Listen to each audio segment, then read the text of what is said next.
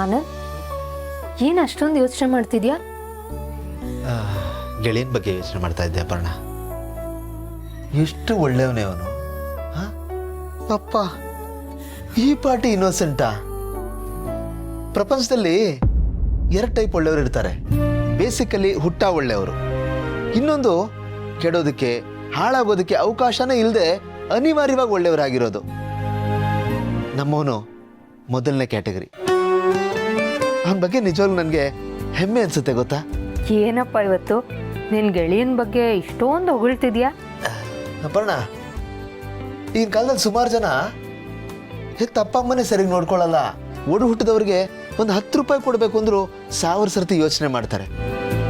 ಅಂಥದ್ರಲ್ಲಿ ಇವನು ಅತ್ತಿಗೆ ತಮ್ಮ ಇದ್ದಾನಲ್ಲ ಜೀವ, ಅವನಿಗೆ ಹೊಸ ಕಂಪನಿ ಓಪನ್ ಮಾಡಿಕೊಟ್ಟು ಕೊನೆವರೆಗೂ ಸಪೋರ್ಟಿವ್ ಆಗಿ ನಿಲ್ತೀನಿ ಅಂತ ಹೇಳಿದ್ದಾನೆ. ಇಂಥವ್ರು ಎಲ್ಲಿ ಸಿಗ್ತಾರೆ ಅಪರ್ಣ? ಅಲ್ಲ, ನಮ್ಮನೆಯವ್ರನ್ನ ನಾವು ನೋಡ್ಕೋಬಹುದು, ಆದರೆ ಹೆಂಡತಿ ಮನೆಯವ್ರನ್ನು ಇಷ್ಟು ಕಾಳಜಿಯಿಂದ ನೋಡ್ಕೊಳ್ಳೋರು ತುಂಬಾ ಅಪರೂಪ ಅಲ್ವಾ ಈಗಿನ ಕಾಲದಲ್ಲಿ? ನಿಜವಾಗ್ಲೂ ಅವನು ಗ್ರೇಟ್ ಕಣೆ. ಹೌದಾನಂದ್, ಅವನು ತುಂಬ ಒಳ್ಳೆಯವನು. ಅವನ ಥರ ಸಿಗೋದಕ್ಕೆ ಸಾಧ್ಯನೇ ಇಲ್ಲ. ಮಿತಿ ಮೀರಿ ಒಳ್ಳೆಯವನು. ಅವನ ದೇಹ ಎಷ್ಟು ದೊಡ್ಡದೋ ಅವನ ಮನಸ್ಸು ಅಷ್ಟೇ ದೊಡ್ಡದು. ಅದಕ್ಕೆ ದೇವರು ಅವನಿಗೆ ಅಂತ ಹೆಂಡ್ತಿ ಕೊಟ್ಟಿರೋದ. ಕಿತ್ತಾಡ್ಕೊಂಡು ಬರ್ತೀನಿರಾ?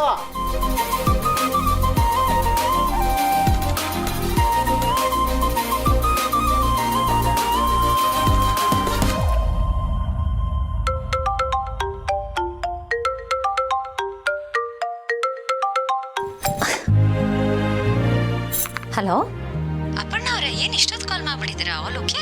ಏನಿಲ್ಲ, ಇವತ್ತು ನೀನು ತುಂಬಾನೇ ಖುಷಿಯಾಗಿದೆಯಾ ಅಂತ ಗೊತ್ತಾಯ್ತು, ಅದಕ್ಕೆ ಕಾಲ್ ಮಾಡಿದೆ. ಅದು ಆನಂದ್ ಹೇಳಿದ್ರು, ನಿನ್ನ ತಮ್ಮನ ಪ್ರಾಬ್ಲಮ್ನ ಡುಮ್ಮಾ ಸರ್ ಸಾಲ್ವ್ ಮಾಡ್ದ ಅಂತ ಕೇಳಿ ತುಂಬಾನೇ ಖುಷಿ ಆಯ್ತು. Bhumika, you are so lucky. ನೀನು ಅವತ್ತೇನು ಹೇಳಿದ್ದೆ? ಡುಮ್ಮಾ ಸರ್ಗೆ ನಿನ್ನ ಮೇಲೆ ಪ್ರೀತಿ ಇದೆ ಅಂತ. ಆ ಪ್ರೀತಿ ಇರೋದ್ರಿಂದ ತಾನೇ ಇವತ್ತು ನಿನ್ನ ಫ್ಯಾಮಿಲಿ ಪ್ರಾಬ್ಲಮ್ನ ತನ್ನ ಫ್ಯಾಮಿಲಿ ಪ್ರಾಬ್ಲಮ್ ಅನ್ಕೊಂಡು ಸಾಲ್ವ್ ಮಾಡಿದ್ದು. ಎಲ್ಲ ಹೆಣ್ಮಕ್ಳು ಏನು ಗೊತ್ತಾ ಬಯಸೋದು? ತನ್ನ ಮದುವೆ ಆಗೋ ಗಂಡ ತನ್ನ ಎಲ್ಲ ಕಷ್ಟ ಸುಖಗಳಲ್ಲೂ ಪಾಲ್ಗಾರನಾಗಿರ್ಬೇಕು ಅಂತ. ಆದರೆ ನಿನ್ನ ಗಂಡ ನಿನ್ನ ಜೊತೆಗೆ ನಿನ್ನ ಫ್ಯಾಮಿಲಿ ಕಷ್ಟ ಸುಖದಲ್ಲೂ ಜೊತೆ ಆಗಿರ್ತಾನೆ ಅಂದರೆ ಅದಕ್ಕಿಂತ ಇನ್ನೇನು ಬೇಕು ಭೂಮಿಕಾ? ನಿಜವಾಗ್ಲೂ ನೀನು ತುಂಬಾನೇ ಲಕ್ಕಿ. ನೀನು ನಿನ್ನ ಗಂಡ ಹೀಗೆ ಯಾವಾಗಲೂ ಖುಷಿಯಾಗಿ ನಗ್ನಗ್ತಾ ಇರಲಿ ಅಂತ ನಾನು ಯಾವಾಗಲೂ ಆಶಿಸ್ತೀನಿ. Thank you so much Appanna ಅವರೇ. ನಿಜ, ನಾನು ತುಂಬಾ ಲಕ್ಕಿ. ಅವರನ್ನು ಗಂಡನಾಗಿ ಪಡೆಯೋದಕ್ಕೆ ನಾನು 7 ಜನ್ಮದ ಪುಣ್ಯ ಮಾಡಿರಬೇಕು. ಅಪರ್ಣ, ಸರಿ ಭೂಮಿಕಾ, ನಾನು ಮತ್ತೆ ನಿಂಗೆ ಕಾಲ್ ಮಾಡ್ತೀನಿ. Take care. ಇಂಥವ್ರ ಹತ್ರ ಸತ್ಯ ಮುಚ್ಚಿಟ್ಟು ನಾನು ತಪ್ಪು ಮಾಡಿಬಿಟ್ಟೆ.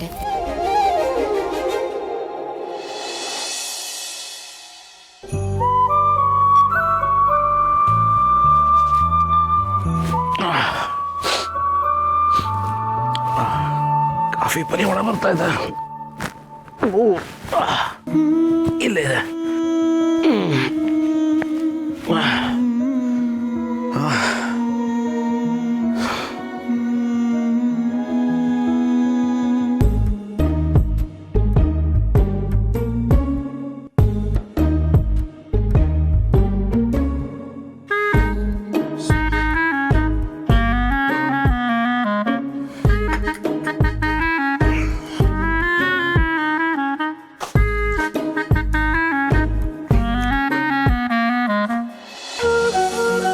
ಇಲ್ಲೂ ಸಾರಿ ಸಾರಿ ಕೇಳಬೇಕಾದ್ರಲ್ಲೋದ್ರಪ್ಪ. ಬನ್ನಿ. ಸಾರಿ ಗೌತಮ್ ಅವರೇ, ನಾನು ಮುಂಚಿತವಾಗಿ ನಿಮಗೆಲ್ಲಾನು ಹೇಳಬೇಕಿತ್ತು, ಬಟ್ ನಾನು ಹೇಳಲಿಲ್ಲ. ಅದು ಸಿಚುವೇಶನ್ ಆ ಥರ ಇತ್ತು, ನನ್ನ ಬಾಯಿನ ಕಟ್ಟಾಗ್ಬಿಟ್ಟಿತ್ತು. So I am really sorry. ನಿನ್ನೆನೆ ಎಲ್ಲ ಡೀಲ್ ಆಗಿತ್ತಲ್ರಿ, ನಾನು ಏನು ಮನಸ್ಸಲ್ಲಿ ಇಟ್ಕೊಂಡಿಲ್ಲ. ನೀವು ಮನಸ್ಸಲ್ಲಿ ಇಟ್ಕೊಂಡಿಲ್ಲ, ಆದರೆ ನನಗೆ ಮನ್ಸು ಕೊರಿತಾ ಇರುತ್ತೆ, ಹೀಗೆಲ್ಲ ಆಯಿತು, ಹೀಗೆಲ್ಲ ಮಾಡಿಬಿಟ್ಟೆ ಅಂತ. ನೋಡಿ, ನಮ್ಗೆ ಯಾರು ತುಂಬ ಇಷ್ಟ ಆಗಿರ್ತಾರೋ ಅವ್ರ ಹತ್ರ ಎಷ್ಟು ಸಾರಿ ಕೇಳಿದ್ರು ತೊಂದರೆ ಇಲ್ಲ. ಸೊ ಹಾಗಾಗಿ ಸಾರಿ ಸಾರಿ ಸಾರಿ ಸಾರಿ ಸಾರಿ ಸಾರಿ ಸಾರಿ ಸಾರಿ ಸಾರಿ.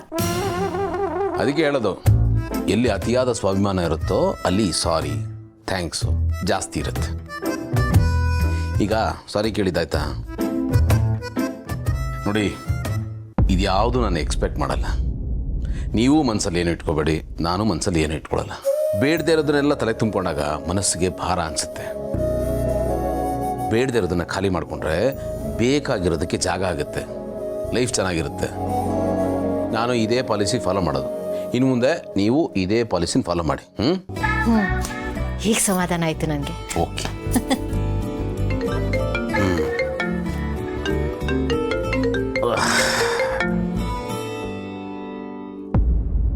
ಹೇಳಪ್ಪ. ಸಾರಿ ಕಣ ಗೆಳೆಯ, ನಾನು ತುಂಬ ದೊಡ್ಡ ತಪ್ಪು ಮಾಡಿಬಿಟ್ಟೆ ಕಣ. ನಿನ್ನ ಫ್ರೆಂಡಾಗಿ ನಾನು ಈ ಥರ ಮಾಡಬಾರ್ದಾಗಿತ್ತು.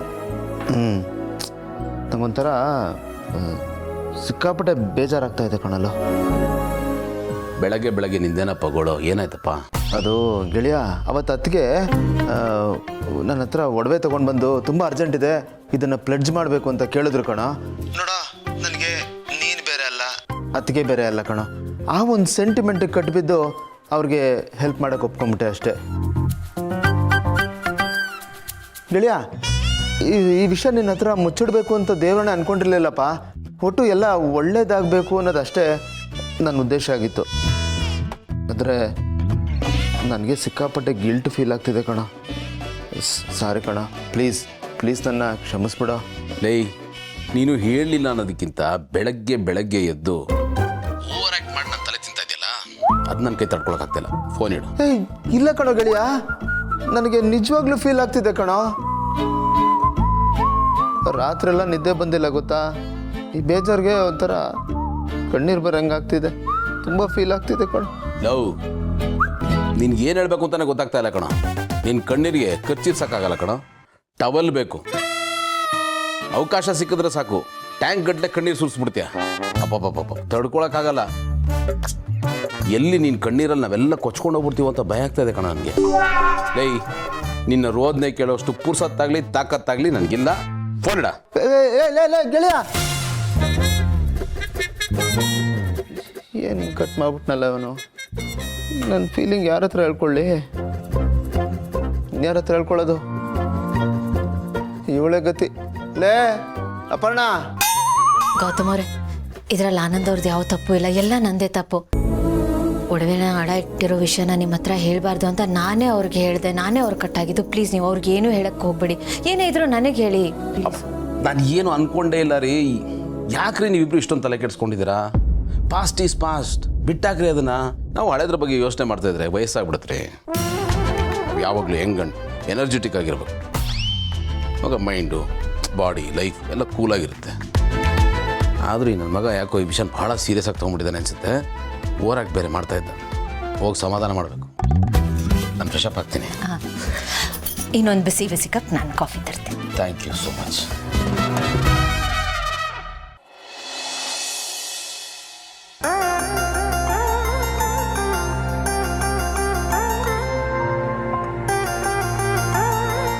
ಗೆಳೆಯ, ಏನಪ್ಪ?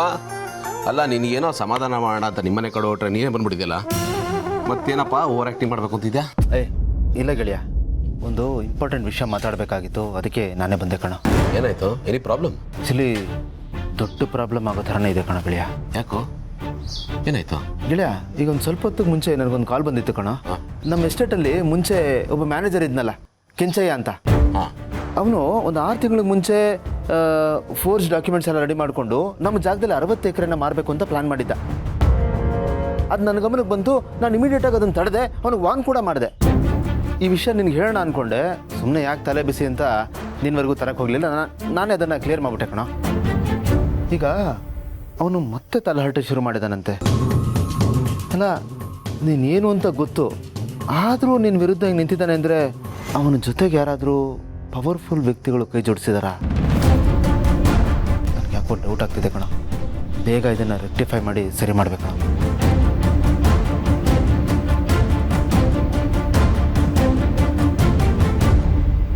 ಇಷ್ಟೆಲ್ಲ ನಡೀತಾ ಇದೆಯಲ್ಲ? ಹ್ಞೂ ಕಣ, ಮೊದಲೇ ಅವನು ತಲೆಹರಟೆ, ಯಾವುದಾದ್ರು ಕೊಲೆ ಕೇಸಲ್ಲೆಲ್ಲ ಇನ್ವಾಲ್ವ್ ಆಗಿದ್ದಾನಂತೆ. ಸುಮ್ಮನೆ ಬಿಡಬಾರ್ದು ಗೆಳೆಯ, ಈಗೇನಾದರೂ ಆ್ಯಕ್ಷನ್ ತಗೋಬೇಕಾ? ಸರಿ, ನೋಡ ಬಾ. ಓಕೆ, ಪ್ರೆಸೆಂಟೇಷನ್ ಸ್ಟಾರ್ಟ್ ಮಾಡ್ಲಾ? ಅಯ್ಯೋ ಬೇಗ ಶುರು ಮಾಡು ಮಗ್ನೆ, ಅದೇನಿರ್ಬೋದು ಅಂತ ನಾವೆಲ್ಲ ಕಾತುರದಿಂದ ಕಾಯ್ತಾ ಇದ್ದೀವಿ.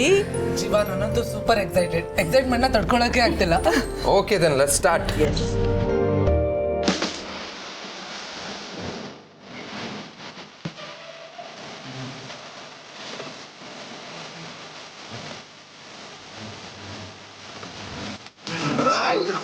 ಜೀವನ ಸಂಗಾತಿ, ಗಂಡ ಹೆಂಡತಿ ಇಬ್ರು ಸಂಸಾರದ ಎರಡು ಕಣ್ಗಳಿದ್ದಾಗೆ ಅನ್ನೋ ಮಾತನ್ನ ನಾವು ಕೇಳಿದ್ವಿ. ಅದ್ರಲ್ಲಿ ಒಂದು ಕಣ್ಣಿಗೆ ಪ್ರಾಬ್ಲಮ್ ಆದ್ರೂ ಎಡ್ವರ್ಟ್ ಆಗತ್ತೆ ಅಂತ ಗ್ಯಾರಂಟಿ. ಹಾಗೆ ನೋಡಿದ್ರೆ ಮದುವೆಗಿಂತ ದೊಡ್ಡ ರಿಸ್ಕು ಈ ಪ್ರಪಂಚದಲ್ಲಿ ಯಾವುದೂ ಇಲ್ಲ. ಒಂದೊಳ್ಳೆ ಮದುವೆಗಿಂತ ಒಂದೊಳ್ಳೆ ದಾಂಪತ್ಯ ಕೊಡೋ ಖುಷಿಗಿಂತ ದೊಡ್ಡ ಖುಷಿನೇ ಇಲ್ಲ. ಒಂದೊಳ್ಳೆ ಗಂಡಿಗೆ ಒಂದೊಳ್ಳೆ ಹೆಣ್ಣು ಸಿಗೋದು, ಒಂದೊಳ್ಳೆ ಹೆಣ್ಣಿಗೆ ಒಂದೊಳ್ಳೆ ಗಂಡು ಸಿಗೋದು ಒಂಥರ ಲಾಟ್ರಿ ಹೊಡೆದ್ರೆ ಲಾಟ್ರಿ, ಇಲ್ಲ ತೋಪಾಗ್ಬಿಡುತ್ತೆ. ಯಾಕಾದ್ರೂ ಮದುವೆ ಆದ್ವು ಅನ್ಸಕ್ ಶುರುವಾಗ್ಬಿಡುತ್ತೆ. ಆ ಕಷ್ಟದ ಕೆಲಸನ ಈಸಿ ಮಾಡೋದಕ್ಕೆ ನಾವು ಹೆಲ್ಪ್ ಮಾಡ್ತೀವಿ. ಒಂದೊಳ್ಳೆ ಸಂಗಾತಿನ ಹುಡುಕೋದಕ್ಕೆ ನಾವು ಸಾಥ್ ಕೊಡ್ತೀವಿ. ಸೊ ನಮ್ಮ ಕಂಪನಿಯ ಹೆಸರು ಜೀವನ ಸಂಗಾತಿ. ನಿಮ್ಮ ಸಂಗಾತಿಗಾಗಿ ನಮ್ಮ ಜೀವನ ಸಂಗಾತಿ. ಜೋಡಿ ಮಾಡೋರು ನಾವು, ಚಪ್ರ ಹಾಕೋರು ನೀವು. ಹೇಗಿದೆ ಟ್ಯಾಗ್ಲೈನ್? ಸೂಪರ್ ಆಗಿದೆ, ಸಕ್ಕತ್ತಾಗಿದೆ ಮಗ್ನೆ, ತುಂಬಾ ಕ್ಯಾಚಿ ಆಗೂ ಇದೆ, ಜನಕ್ಕೆ ಬೇಗ ಕನೆಕ್ಟ್ ಆಗ್ಬಿಡುತ್ತೆ. ಅದೇ ಅಲ್ವಾ ಬೇಕಾಗಿರೋದು. ಬಾಯಿಂದ ಬಾಯಿಗೆ ಹರಡಿ ಕ್ಲಿಕ್ ಆದರೆ ಮುಗೀತು, ಬಿಸ್ನೆಸ್ ಎಲ್ಲೋ ಹೋಗ್ಬಿಡುತ್ತೆ. ನಿನ್ಗಂಥದ್ದೊಂದು ಸಕ್ಸಸ್ ಸಿಗಲಿ ಅನ್ನೋದೇ ನನ್ನ ಆಸೆ. ಸಿಗುತ್ತೆ ಕೂಡ, ಯಾಕೆಂದರೆ ನಿನ್ನ ಟ್ಯಾಲೆಂಟ್ ಮೇಲೆ ನನಗಷ್ಟು ನಂಬಿಕೆ ಇದೆ. ಥ್ಯಾಂಕ್ಸ್ ಮಹಿ, ನಾನು ನಿನ್ನ ನಂಬಿಕೆನ ಖಂಡಿತ ಉಳಿಸ್ಕೋತೀನಿ. ಬಟ್ ನನ್ ಒಂದು ಕಂಪ್ಲೇಂಟ್ ಅಣ್ಣ. ಅಲ್ಲ, ನಮ್ಮಣ್ಣ ಯಾವುದೋ ಈ ಟ್ರೆಂಡಿನ ಪ್ರಕಾರ ಡೇಟಿಂಗ್ ಆ್ಯಪ್ನ ಮಾಡ್ತಾನೆ ಅಂದ್ಕೊಂಡ್ರೆ ನೀನು ಮ್ಯಾಟ್ರಿಮೋನಿ ಆ್ಯಪ್ ಮಾಡಿದ್ಯಲ್ಲ ಅಣ್ಣ. It's very boring.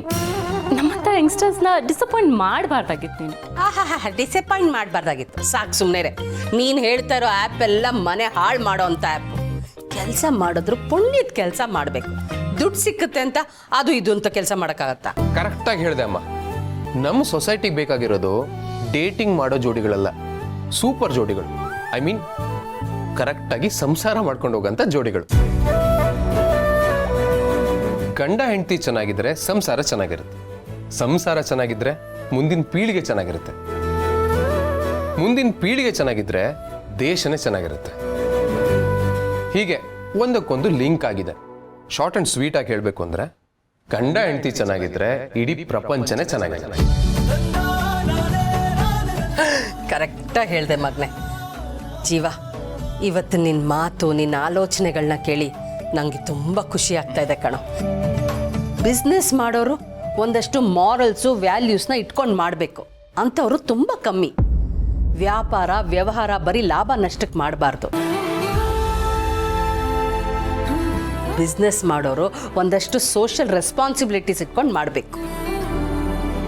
ಅದಿದ್ರೇನೆ ನಾವು ಮಾಡೋ ಕೆಲಸ ಸಾರ್ಥಕ ಅನ್ನಿಸ್ಕೊಳ್ಳೋದು, ನಾವು ಹೋದ್ಮೇಲೂ ನಮ್ಮ ಹೆಸರು ಉಳಿಯೋದು. ಸಮಾಜಕ್ಕೆ ಅಂಥವ್ರ ಅಗತ್ಯ ಇದೆ. ನನ್ನ ಮಗ ಅಂಥವ್ರಲ್ಲೊಬ್ಬ ಆಗಲಿ ಅಂತ ನಾನು ಆಸೆನೂ ಪಡ್ತೀನಿ, ಹಾರೈಸ್ತೀನಿ ಮಗನೇ.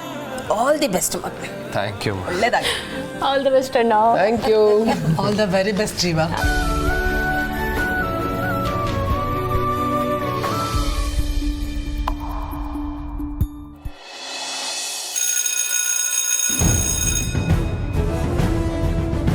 ಯಾರಪ್ಪ ನೀವು? ಯಾರು ಬೇಕಾಯ್ತು?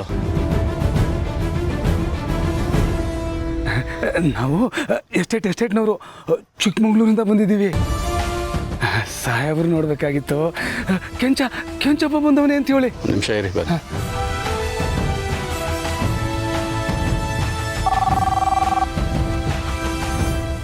ಹಲೋ, ನಮಸ್ತೆ ಅಮ್ಮ. ಯಾರೋ ಕೆಂಚಪ್ಪ ಅಂತ ಚಿಕ್ಕಮಂಗ್ಳೂರಿಂದ ಬಂದಿದ್ದಾರೆ, ಸಾಹೇಬ್ರು ನೋಡ್ಬೇಕಂತೆ ಅಮ್ಮ. ಏನು ಕೆಂಚ ಬಂದಿದ್ದಾನ? ಸರಿ ಕಳಿಸು. ಕಡೆ ಬನ್ನಿ.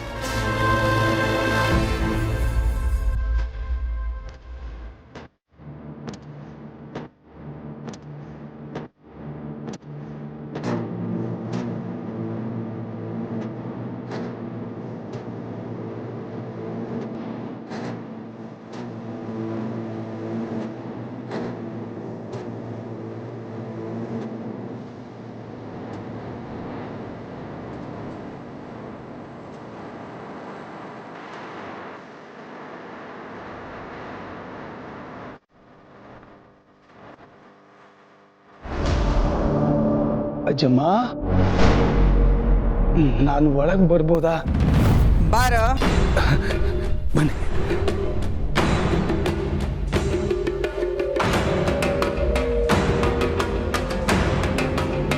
ಏನೋ ನಿನ್ನ ಮೇಲೆ ದೂರ ಬಂದಿದೆ? ಅಂತಿಂತ ದೂರಲ್ಲ, ಭಾಳ ಗೋಲ್ಮಾಲ್ ಮಾಡ್ತಾ ಇದೆಯಂತೆ. ನಮಗೆ ಸೇರ್ಬೇಕಾದ 60 ಎಕರೆ ಜಮೀನ ನಿನ್ನ ಹೆಸರಿಗೆ ಕಬಳಿಸ್ಕೋಬೇಕಂತ ಮಾಡಿದ್ಯಂತೆ. ಅನ್ನ ತಿಂದ ಮನೆಗೆ ಕನ್ನ ಹಾಕೋದಕ್ಕೆ ನೋಡ್ತಾ ಇದೆಯಲ್ಲ, ನಾಚಿಕೆ ಆಗಲ್ವ ನಿನ್ಗೆ? ಇದನ್ನ ನಮ್ಮ ಹತ್ರ ಇಟ್ಕೋಬೇಡ, ಮರ್ಯಾದೆಯಿಂದ ಸುಮ್ಮನೆ ಇದ್ದು ಬಿಡು. ಅದು ನಮ್ಮ ಯಜಮಾನ್ರು ಗಳಿಸಿದ ಆಸ್ತಿ, ನಮ್ಮ ಮೂಲ ಆಸ್ತಿ ಅದು. ಆ ಕಾಫಿ ಎಸ್ಟೇಟ್ ಇಂದಲೇ ನಾವಿವತ್ತು ಈ ಮಟ್ಟಕ್ಕೆ ಬೆಳೆದಿರೋದು. ಅದರ ತಂಟೆಗೆ ಬಂದ್ರೆ ಪರಿಣಾಮ ಚೆನ್ನಾಗಿರಲ್ಲ. ಎಚ್ಚರಿಕೆ ಕೊಡ್ತಾ ಇದ್ದೀನಿ, ದೂರ ಇದ್ದು ಬಿಡು. ನಾನಿಲ್ಲ ಅಂತ ಹೇಳಿಲ್ಲ ಅಜ್ಜವ, ಅದು ಜಾಗ ನಿಂದೇ ಜಾಗ ಅದು.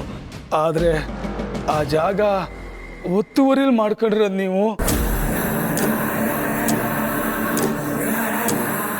ನೀವು ಮಾಡ್ಕೊಂಡಿರೋ ಒತ್ತುವರಿ ಜಮೀನಲ್ಲಿ ನಾವು ಹಸಿ ಒತ್ತುವರಿ ಮಾಡ್ಕೊಂಡ್ರೆ ಏನ್ ತಪ್ಪು ಅಜ್ಜವ? ಯಾವ್ದೋ ಒತ್ತುವರಿ ಜಾಗ? ನನ್ನ ಗಂಡ ಕಷ್ಟಪಟ್ಟು ಬೆವರು ಸುರಿಸಿ ದುಡ್ದ ದುಡ್ಡಿನಿಂದ ತಗೊಂಡಿರೋ ಜಾಗ ಅದು. ಮಾತಾಡೋದಕ್ಕಿಂತ ಮುಂಚೆ ಯಾರ ಹತ್ರ ಮಾತಾಡ್ತಾ ಇದ್ಯಾ, ಎಲ್ಲಿ ನಿಂತು ಮಾತಾಡ್ತಾ ಇದ್ಯಾ, ಏನು ಮಾತಾಡ್ತಾ ಇದ್ಯಾ ಅನ್ನೋದನ್ನ ಎಚ್ಚರಿಕೆ ಇಟ್ಕೊಂಡು ಮಾತಾಡು. ಸರಿ ಸರಿ ಅಜ್ಜವ, ನಾನೇನು ಇಲ್ಲ ಅಂತ ಹೇಳಿಲ್ಲ. ನೀವು ದುಡ್ಡು ಕೊಟ್ಟು ತಗೊಂಡಿರೋ ಜಮೀನೇ ಆಗಲಿ ಹಂಗೆ ಅನ್ಕೊಳ್ಳವ. ಆದರೆ ಅಷ್ಟೊಂದು ಜಮೀನು ಮಡಿಕಂದು ಏನು ಮಾಡ್ತೀರಿ? ನಾನು ಬಡವ, ನಮಗೂ ಹೊಸಿ ಕೊಡಿ ಅಜ್ಜವ. ನಿಮ್ಮಂಗೆ ನಾವು ಶ್ರೀಮಂತರಾಗೋದು ಬ್ಯಾಡವ್ರಾ? ನಮ್ಮ ಎಸ್ಟೇಟಲ್ಲಿ ಕೆಲಸ ಮಾಡೋ ಕೂಲಿಗಳು ಅಂತ ಅಜ್ಜಿ ಮರ್ಯಾದೆ ಕೊಟ್ಟು ಮಾತಾಡ್ತಾ ಇದ್ದಾರೆ ತಾನೆ, ಅವ್ರಿಗೆ ಎದುರು ಮಾತಾಡ್ತೀಯಾ? ಎಷ್ಟೋ ಧೈರ್ಯ ನಿನ್ಗೆ?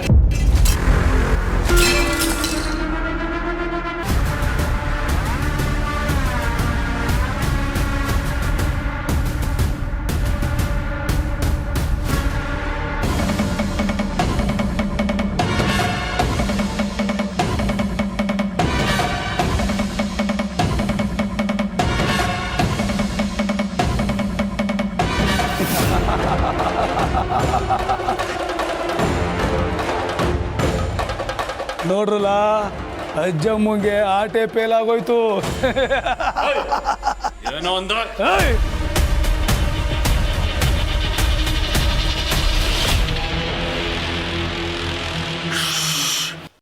ಸದ್ದು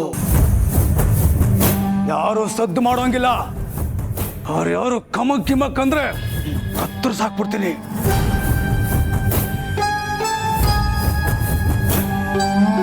ಈ ಕೆಂಚಂಗ್ ತಲೆ ಕೆಟ್ರೆ ತುಂಬಾ ರಾಂಗು, ತುಂಬಾ ರಫು. ನಾನು ಸರಿಯಿಲ್ಲ, ನಾನು ಸರಿಯಿಲ್ಲ. ಹುಷಾರಾಗಿರಿ, ಮೊದಲೇ ಹೇಳ್ತಾ ಇದ್ದೀನಿ, ಎಲ್ಲ ಹುಷಾರಾಗಿರಿ. ಏನು? ಯಾರು ನೀವೆಲ್ಲ? ಏನಿದು? ಮನೆಯಲ್ಲಿ ನುಗ್ಗಿ ರೌಡಿಸಮ್ ಮಾಡ್ತಿದ್ದೀರಾ? ಹೊಡಿ ಹೊಡಿ, ಆಚೆ ಇಲ್ಲ ಅಂದ್ರೆ ಸರಿಗಿರಲ್ಲ. ನಡೀಲಿ ಆಚೆ ಎಲ್ರು. ಯಾರೋ ಇದು ಹೊಸ ಮುಖ? ಹೊಸ್ದಾಗಿ ಬಂದಿರೋ ದೊಡ್ಡ ಸೋಚಣ. ಓ, ಹೊಸ ಸೊಸೆ. ಅಜ್ಜಮ್ಮ ಮದುವೆಗೆ ನಮ್ಮನ್ನೇ ಕರೀಲಿಲ್ಲ, ಕೂಲಿಯವರು ಅಂತನಾ?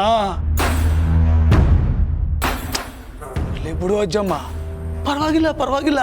ಇಲ್ಲಿರೋರೆಲ್ಲರೂ ನಾನು ಹೇಳೋ ಈ ಸೇವಾ ಗಮನ ಇಟ್ಟು ಕೇಳ್ಕೊಳ್ಳಿ. ನನಗೆ ಬೇಟೆ ಆಡೋದು ಅಂದ್ರೆ ಪಂಚ ಪ್ರಾಣ. ಅದ್ರಾಗೆ ಮನುಷ್ಯರೇ ಇರಲಿ, ಪ್ರಾಣಿಗಳೇ ಇರಲಿ, ಬೇಟೆ ಆಡಬೇಕು ಅಂದ್ರೆ ಮಾಡೋದೇಯ. ಯಾರಾದ್ರೂ ಅಡ್ಡ ಗಿಡ್ಡ ಬಂದ್ರೆ ಅವ್ರನ್ನ ಅಡ್ಡಡ್ಡ ಕೊಚ್ಚಾಕ್ಬಿಡ್ತೀನಿ. ಆಗಿನೂ ಯಾರಾದ್ರೂ ಉಸುರು ಬಿಟ್ರೆ ನಿಮ್ಮ ಉಸುರೇ ನಿಲ್ಲಿಸ್ಬಿಡ್ತೀನಿ.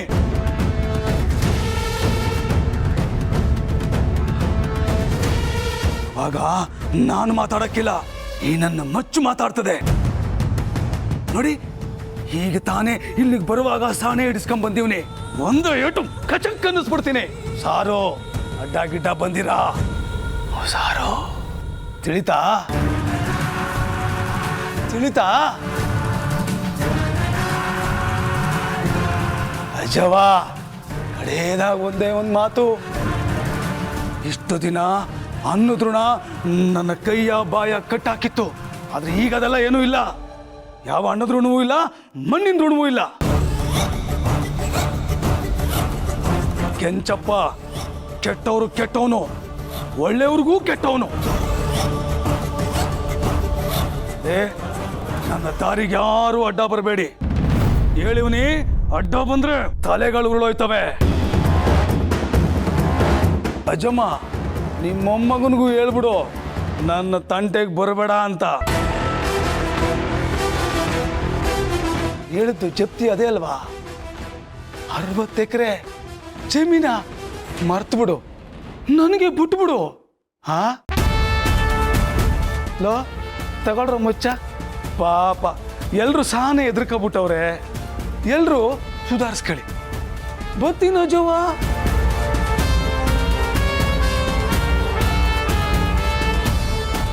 ಬರ್ರಲೇ.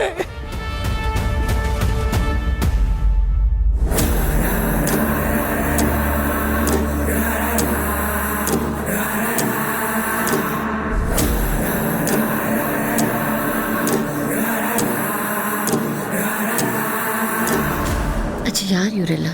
ಚಿಕ್ಕಮಗಳೂರಿನಲ್ಲಿ ನಮ್ಮ ಕಾಫಿ ಎಸ್ಟೇಟ್ನಲ್ಲಿ ಮ್ಯಾನೇಜರ್ ಕೆಲಸ ಮಾಡ್ಕೊಂಡಿದ್ದವನು. ಇವತ್ತು ನಮ್ಮ ಆಸ್ತಿ ಹೊಡೆಯೋದಕ್ಕೆ ಪ್ರಯತ್ನ ಮಾಡ್ತಾ ಇರೋನು. ನೋಡು, ಅದೇನಾರು ಆಗಲಿ, ಈ ವಿಷಯ ನಮ್ಮ ಗುಂಡು ಗೊತ್ತಾಗ್ಬಾರ್ದು. ಹೇಳಿದ್ರೆ ವಿಷಯ ದೊಡ್ಡದಾಗುತ್ತೆ. ಮೊದಲೇ ಅವ್ರು ಸರಿ ಇಲ್ಲ, ಅವನಿಗೆ ಹೇಳಲ್ಲ ಅಂತ ಮಾತು ಕೊಡು. ಅಲ್ಲ ಅಜ್ಜಿ, ಅವರು ರೌಡಿಗಳು. ಹೇಳಲ್ಲ ಅಂತ ಮಾತು ಕೊಡು.